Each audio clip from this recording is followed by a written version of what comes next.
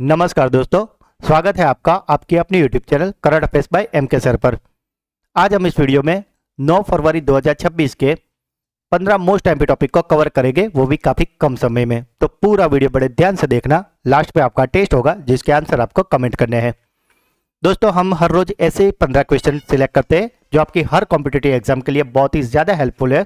और ये एकमात्र चैनल है जहाँ पे 15 मिनट से भी कम समय में आपको 15 मोस्ट एमपी क्वेश्चन कराए भी जाते हैं और साथ ही उसका डेली, वीकली और मंथली रिवीजन भी करवाते हैं। तो दोस्तों, अगर अभी तक चैनल को सब्सक्राइब नहीं किया तो प्लीज़ जल्दी से कर लीजिए। तो चलिए वीडियो स्टार्ट करते हैं। आज का पहला सवाल, भारतीय टीम ने अब तक कुल कितनी बार ICC under 19 cricket world cup का खिताब जीता है? तो दोस्तों, जैसे कि आप जानते ही होंगे कि आईसीसी अंडर 19 को जीत लिया है भारत ने। और यहाँ पे पूछा गया है कि ICC under 19 cricket world cup Bharat ने कितनी बार जीता है? तो दोस्तों, भारत ने इसे जीत लिया है 6 बार। 6 फरवरी 2026 को खेले गए आईसीसी अंडर 19 पुरुष क्रिकेट विश्व कप में फाइनल में भारत ने इंग्लैंड को 100 रनों से हराकर रिकॉर्ड 6ठी बार ये खिताब अपने नाम किया है। भारत ने पहले बल्लेबाजी करते हुए 50 ओवरों में 9 विकेट में 411 रन का स्कोर खड़ा किया था, जो टूर्नामेंट का सबसे बड़ा स्कोर भी था। अगर इस मैच के हीरो की बात करें तो 14 वर्षीय वैभव सूर्यवंशी ने मात्र 80 गेंदों में 175 रनों, जिनमें 15 चौके और 15 छक्के की ऐतिहासिक पारी खेली थी। वैभव सूर्यवंशी ने अंडर 19 विश्व कप फाइनल के इतिहास का सबसे बड़ा व्यक्तिगत स्कोर भी बनाया है। यह ऐतिहासिक मुकाबला जिम्बाब्वे के हरारे स्पोर्ट क्लब में खेला गया था।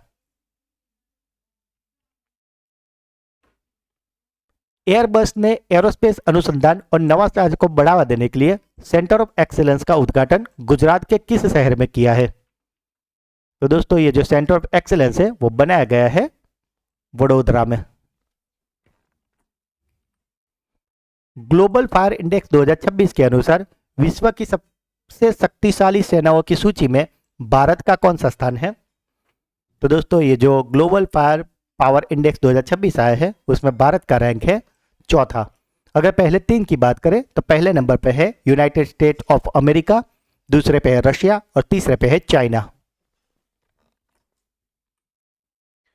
100% बीमा कवरेज हासिल करने वाला भारत का पहला जिला कौन सा बना है? तो दोस्तों, ये जो 100% बीमा कवरेज है इसे हासिल कर लिया है राजस्थान के अलवर ने। हाल ही में सुप्रीम कोर्ट ने भारतीय संविधान के किस अनुच्छेद के तहत मासिक धर्मशास्त्र को एक मौलिक अधिकार के रूप में मान्यता दी है? तो दोस्तों, ये जो मासिक धर्मशास्त्र को लेके मौलिक अधिकार के रूप में मान्यता दी गई है वो है अनुच्छेद 21 के तहत। सुप्रीम कोर्ट ने केंद्र सरकार को सभी स्कूलों में छात्राओं के लिए मुफ्त सैनिटरी पैड वितरण और मासिक धर्म स्वच्छता के लिए एक राष्ट्रीय नीति तैयार करने का भी निर्देश दिया है। भारत सरकार ने हाल ही में किस पूर्वोत्तर राज्य में फ्रंटियर नागालैंड टेरिटरी का गठन और प्रशासनिक स्वायत्तता के लिए एक नया ऐतिहासिक समझौते पर हस्ताक्षर किए हैं? तो दोस्तों, ये एफएनटी के लिए जो हस्ताक्षर हुए हैं वो हुए नागालैंड में। दोस्तों, आप इमेज में जो देख रहे हैं ये है अमित शाह। किस टीम ने दिल्ली कैपिटल्स को हराकर महिला प्रीमियर लीग 2026 का खिताब अपने नाम किया है? तो दोस्तों, ये जो महिला प्रीमियर लीग 2026 के लिए गई थी जिसे जीत लिया है रॉयल चैलेंजर्स बेंगलुरु ने और रनर अप रही थी दिल्ली कैपिटल्स। दोस्तों, जनवरी का मंथली करंट अफेयर्स के जिसमें हमने मोस्ट एमपी 200 क्वेश्चन कराए हैं वो चैनल वीडियो पे आ गया है, तो अगर अभी तक आपने वो नहीं देखा तो उसे जरूर से देख लेना। किस राज्य सरकार ने भारत में पहली बार वरिष्ठ नागरिकों के कल्याण के लिए एक अलग एडल्ट्री बजट पेश किया है? तो दोस्तों, ये जो एडल्ट्री बजट है वो पेश किया गया है भारत में पहली बार केरल द्वारा। परीक्षा पे चर्चा 2026 का 9वां संस्करण हाल ही में कहाँ आयोजित किया गया है?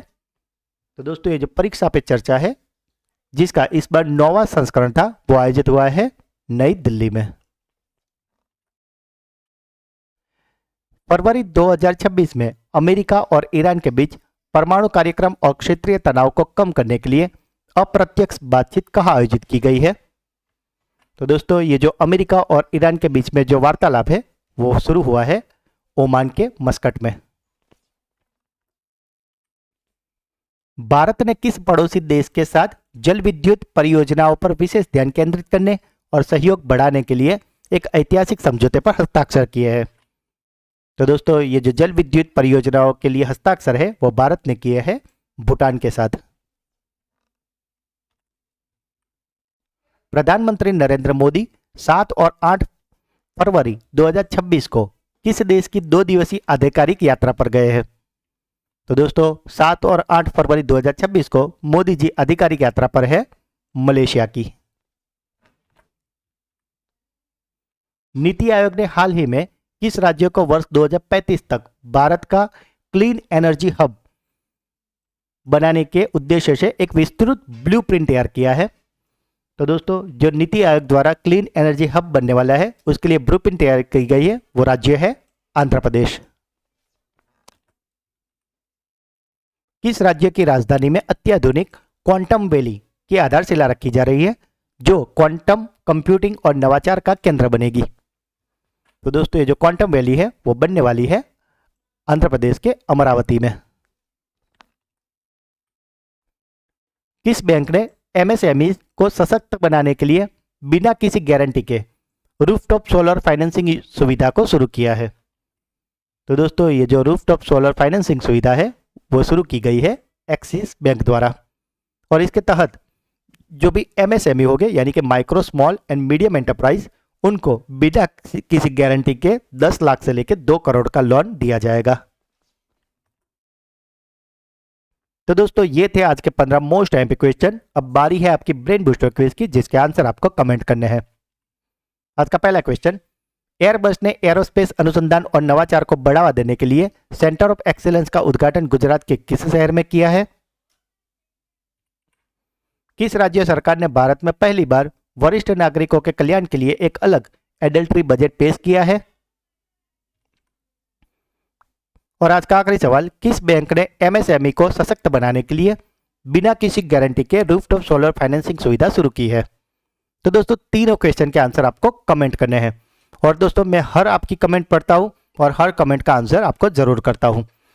अब बारी है आपके सुपर फास्ट प्लस रिवीजन की जिसमें हम सैटरडे के जो 15 क्वेश्चन थे उसका एक फटाफट से रिवीजन कर लेंगे।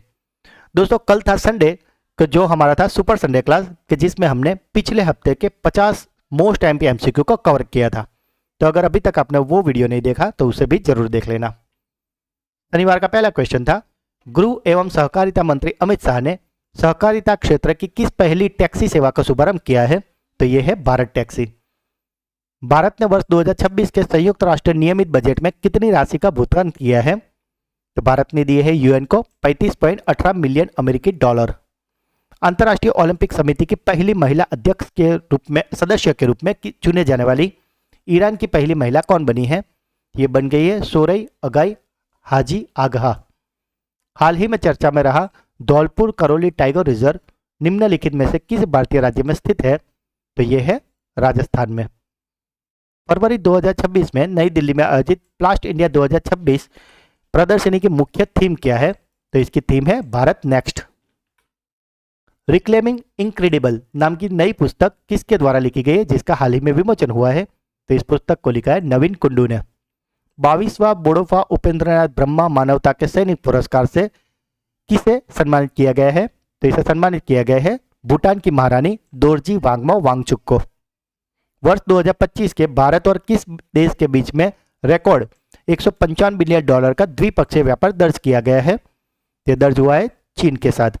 विश्व अंतर धार्मिक सद्भावना सप्ताह 2026 कब मनाया गया है? तो इसका आयोजन हुआ है 1 से 7 फरवरी 2026 को। हाल ही में क्यासानूर फॉरेस्ट डिसीज यानी कि मंकी फीवर से किस राज्य में एक व्यक्ति की मृत्यु दर्ज की गई है? तो ये मृत्यु दर्ज हुई है कर्नाटक में। ट्रिलियन अमेरिकी डॉलर का बाजार पूंजीकरण हासिल करने वाली दुनिया की पहली रिटेल कंपनी कौन सी बनी है? तो दोस्तों ये 1 ट्रिलियन अमेरिकी डॉलर का जो रिटेल है वो पा लिया है वॉलमार्ट ने। केंद्रीय रक्षा मंत्री राजनाथ सिंह ने जी चंद्रमौली द्वारा लिखित किस पुस्तक का विमोचन किया है? तो इस पुस्तक का नाम है आकाश। हाल ही में किस भारतीय को प्रतिष्ठित ग्लोबल टीचर प्राइज 2026 से सम्मानित किया गया है? यह अवार्ड दिया गया है रूबल नागी को।